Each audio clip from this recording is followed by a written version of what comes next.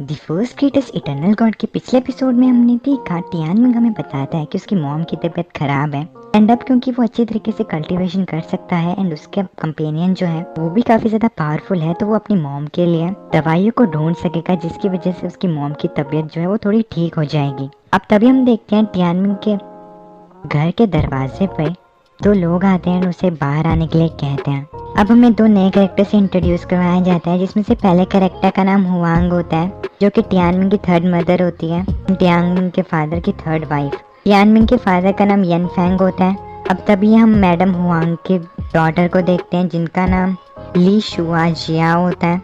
Xiao Xiao जो होती है टियानमिंग की यंगर सिस्टर होती है, लेकिन वो उसकी रियल बहन नहीं होती है। इन दोनों के फादर ही सिर्फ सेम होते हैं। अब हम देखते हैं हुआंग जो होती है वो टियानमिंग से कहती है कि हम तुम्हारे लिए गिफ्ट्स लेकर आए हैं। अब हुआंग को देखकर टियानमिंग कहता है, third mother and Shao Shao, आप दोनों यहाँ पर क्या कर रहे हैं? अब तभी हम देखते हैं टियानमिंग की मदर बाहर आते हैं एंड टियानमिंग से कहते हैं कि कौन आया है।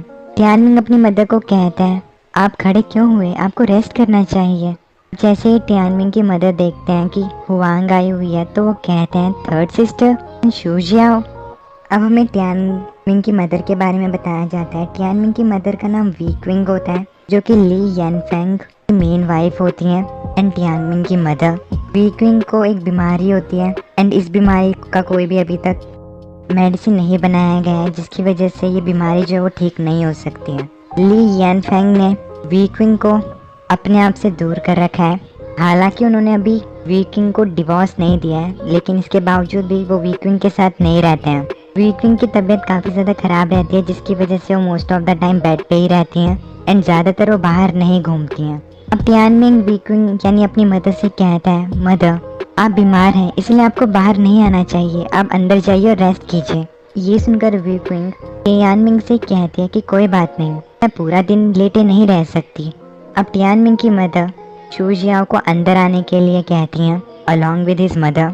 अब ये सुनकर हुआंग जो होती है वो वीक्विंग से कहती है, हम लोग आपको परेशान नहीं करना चाहते, हमें बस कुछ चीज़ें कहनी है और उसके बाद हम चले जाएंगे। अब हुआंग जो होती है वो वीक्विंग से पूछती है कि उसकी तबीयत कैसी है, तो वीक्विंग कहती है कि वो ठीक ही है अभी तक। अब तभी शू जियाओ जो होती है वो अपनी मदर हुआंग से कहती है कि वो ऑलरेडी मरने वाली हैं, तो वो अच्छी कैसे हो सकती हैं। अब ये सुनकर हुआंग जो होती है वो अपनी बेटी शू जियाओ से कहती है कि तुम्हें इतने ज़्यादा रूड बनने की ज़रूरत नहीं है। अब तभी हम टियानमिंग को देखते हैं जो कि अपने मन के अंदर कहता है, ये दोनों हमेशा ही अकड़ में रहते हैं एंड इन लोगों ने कभी भी हमें सीरियसली नहीं लिया। इस समय भी ये यहाँ पर आए हैं तो ज़रूर इसमें कुछ ना कुछ तो गलत बात ज़रूर होगी। अब हुआंग जो होती है वो वीक्विंग से कहती है कि मैंने सुना कि आज आपका बर्थडे है सिस्टर, तो जो ओल्ड मास्टर है उन्होंने आपके लिए एक स्पेशल गिफ्ट प्रिपेयर किया है। वो आपको इस गिफ्ट को देने के लिए नहीं आ पाए क्योंकि वो गेस्ट के साथ बिजी हैं, तो उन्होंने मुझे आपके लिए ये गिफ्ट देने के लिए कहा है, इसलिए आप इसे देख लीजिए। अब इस दौरान हम देखते हैं शू जियाओ जो होती है वो हंस रही होती है। अब हुआंग जो होती है वो वीक्विंग को एक लेटर देती है। अब जैसे वीक्विंग उस लेटर को पढ़ती है वो काफ़ी ज़्यादा निराश हो जाती है। अब जैसे टियानमिंग उस लेटर को देखता है तो वो अपने मन के अंदर कहता है कि ये एक डिवोर्स लेटर है। हालांकि मेरे डैड ली यनफेंग ने इसे एक बहुत ज़्यादा शांति तरीके से लिखा हुआ है, भले ही इसके शब्द जो हैं वो बिल्कुल सीधे नहीं हैं, लेकिन इस चीज़ से हम देख सकते हैं कि वो क्या कहना चाहते हैं। अब हम देखते हैं वीक्विंग जो होती है वो काफ़ी ज़्यादा उदास हो जाती हैं। टियानमिंग अपनी मदर को समझाते हुए कहता है, आपको अपसेट होने की ज़रूरत नहीं है, आप अपनी बॉडी का ख्याल रखिएगा।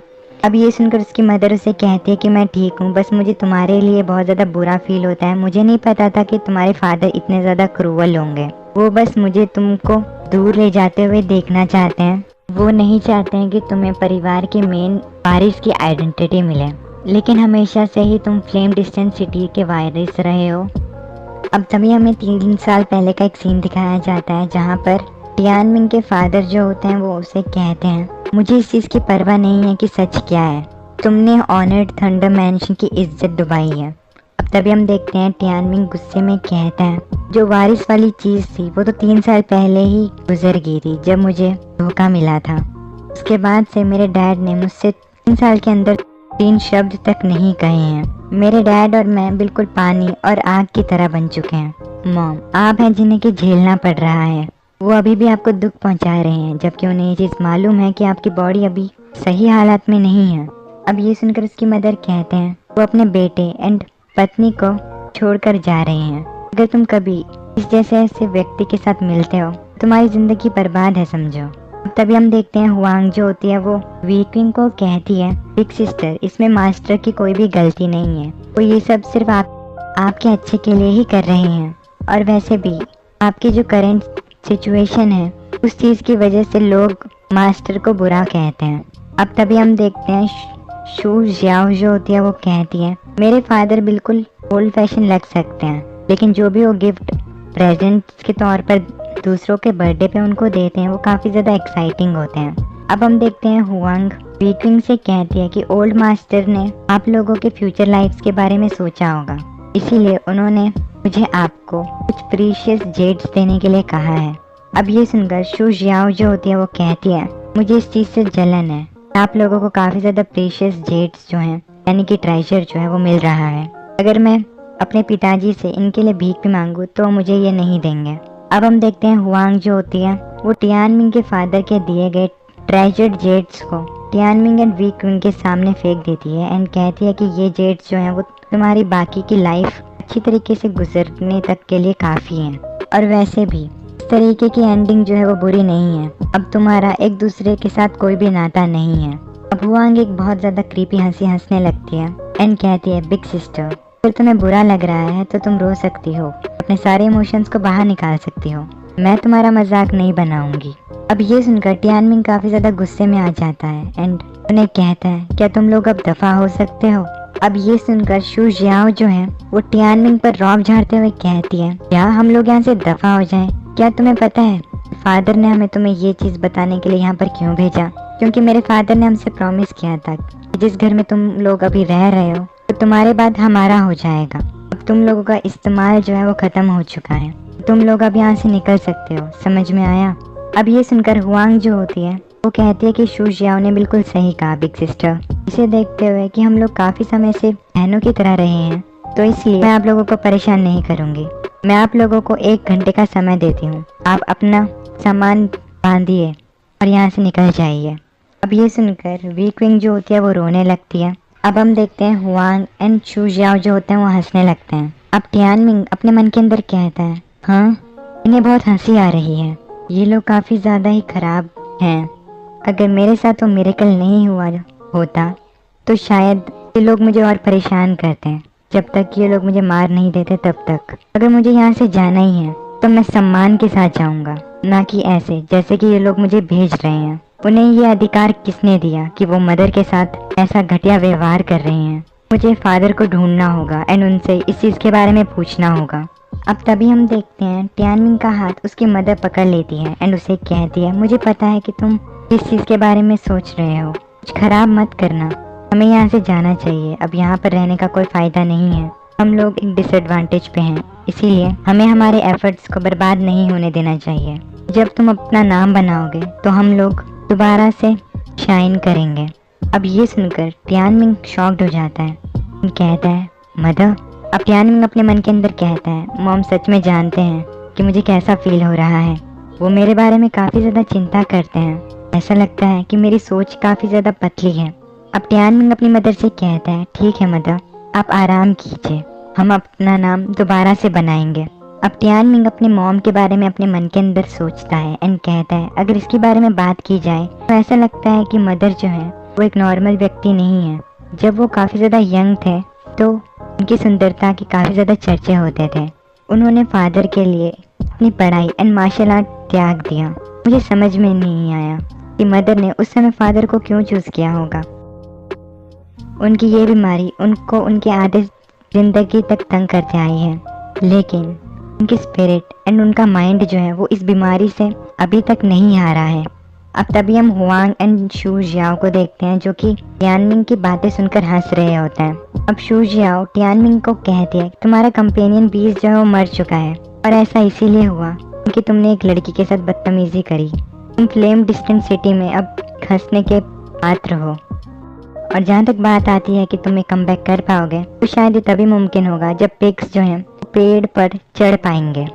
अब ये सुनकर टियानमिंग कहता है, ओ सच में अगर ऐसी बात है तो तुम्हें आज ही पेड़ पर चढ़ना होगा। अब ये सुनकर शूजियाओ उसे कहती है, ब्रदर टियानमिंग, क्या तुम मुझे टॉन्ट मार रहे हो? अब तभी टियानमिंग उसे कहता है कि जब तुम 3 साल की थी तब तुम्हें किडनैप कर लिया गया था क्योंकि तुम सिर्फ खेलना चाहती थी।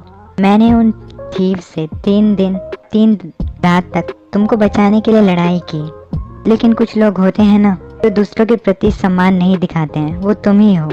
अब ये सुनकर शूजियाओ उसे कह दिया, इस सब के कहने का क्या मतलब बनता है? क्योंकि तुम शेमलेस हो इसीलिए तुम ये सब कह रहे हो और इसीलिए तुम इस जैसी लूजर स्टेट में भी हो। अब ये सुनकर टियानमिंग गुस्से में आ जाता है एंड कहता है, मुझे पछतावा होता है कि मैंने तुम्हें बचाया। इस कोर्टयार्ड में 3 पेड़ हैं, अब तुम डिसाइड कर लो कि तुम किस पर चढ़ना चाहती हो। अब तभी शूजियाओ टियानमिंग से कहती है, टियानमिंग, मैं तुम्हें परेशान नहीं करना चाहती थी क्योंकि तुम्हारे पास तो एक कंपेनियन बीस्ट भी नहीं है, इसीलिए मैं तुम पर हमला नहीं करूंगी। अब हम देखते हैं शूजियाओ जो होती है वो अपने कंपेनियन बीस्ट को बाहर बुला लेती है। अब शूजियाओ कहती है कि मैं अटैक नहीं करूंगी, फ्लेम स्पिरिट तुम्हें आग के अटैक से मजा चिखाएगा। अब ये सुनकर टियानमिंग उसे कहता है, किसने कहा मेरे पास एक कंपेनियन बीस्ट नहीं है? अब टियानमिंग फीनिक्स को बाहर बुलाता है। अब तभी हम देखते हैं टियानमिंग चमकने लगता है एंड तभी ये देखकर शूजियाओ हुआंग हैरान हो जाते हैं। अब तभी वीक्विंग कहती है, लगता है कि तुम्हें लड़ना काफी ज्यादा पसंद है। अब तभी हम देखते हैं फीनिक्स जो होता है वो टियानमिंग के सर के ऊपर बैठ जाता है एंड कहता है, अरे क्या यार, मैं 3000 मुर्गियों के साथ मजे कर रहा था, तुमने मुझे अभी क्यों उठाया? अब ये सुनकर टियानमिंग फीनिक्स से कहता है, भाई लड़ने के लिए तैयार हो जाओ। अब जैसे ही शूजियाओ एंड हुआंग ये देखते हैं तो वो काफी ज्यादा हंसने लगते हैं एंड कहते हैं, ब्रदर टियानमिंग, क्या तुम सच में इतने मजाकिया हो कि तुम लड़ने के लिए एक मुर्गी को भेज रहे हो? क्या तुम्हें ये मुर्गी ब्लड गॉड कॉन्ट्रैक्ट के दौरान मिली है? क्या ये मेरे फ्लेम स्पिरिट के लिए ब्रेकफास्ट है? अब ये सुनकर फीनिक्स शूजियाओ से कहता है, ये बात ध्यान से सुनो, मैं तुम्हारी बर्ड को प्रेग्नेंट कर दूंगा। अब ये सुनकर टियानमिंग उसे कहता है, ये फिर से घिनौनी बातें करने लगा। अब तभी हुआंग जो होती है वो टियानमिंग से कहती है कि तुमने एक मुर्गी को लड़ने के लिए भेजा है, ये सच में तुम्हारा कंपेनियन बीस्ट है? ये बिल्कुल तुम्हारी ही तरह है। अब तभी हम शूजियाओ को देखते हैं जो कि अपने फ्लेम स्पिरिट को फीनिक्स पर हमला करने के लिए कहती है। अब उसका फ्लेम स्पिरिट जो होती है फीनिक्स की तरफ आ जाता है। अब तभी फीनिक्स जो होता है वो उड़ रहा होता है एंड कहता है कि प्यार जल्दी ही हमारे पास आ जाता है। अब तभी टियानमिंग जो होता है वो अपने सर पे हाथ मार कर कहता है, अरे प्लीज यार, तुम दोनों का साइज जो है वो बिल्कुल सेम भी नहीं है, तुम मुझे शर्मिंदा कर रहे हो। तभी हम देखते हैं फीनिक्स एंड फ्लेम स्पिरिट जो होते हैं वो एक दूसरे के काफी ज्यादा क्लोज आ जाते हैं। अब तभी शूजियाओ कहती है, अगर आज मैंने तुम्हें कोई सबक नहीं सिखाया इतने ज्यादा शेमलेस बनने पर, तो मैं अपने गुस्से को काबू में नहीं रख पाऊंगी। फ्लेम स्पिरिट उसको पूरा एब्सॉर्ब कर लो। अब हम देखते हैं फ्लेम स्पिरिट जो होता है वो अपना फियर्स फायर सील को इस्तेमाल करता है। जैसे ही उसका ये हमला टियानमिंग के पास पहुंचता है तो टियानमिंग आसानी से उस अटैक को डॉज कर लेता है एंड कहता है, क्या तुम सच में इसे फियर्स फायर सील कहते हो? शूजियाओ, क्या तुम मुझसे मजाक कर रही हो? अब इसी के साथ हमारा ये वाला एपिसोड यहीं पर ख़त्म हो जाता है। उम्मीद है कि आपको ये एपिसोड पसंद आया होगा। प्लीज़ चैनल को सब्सक्राइब ज़रूर से कर लेना।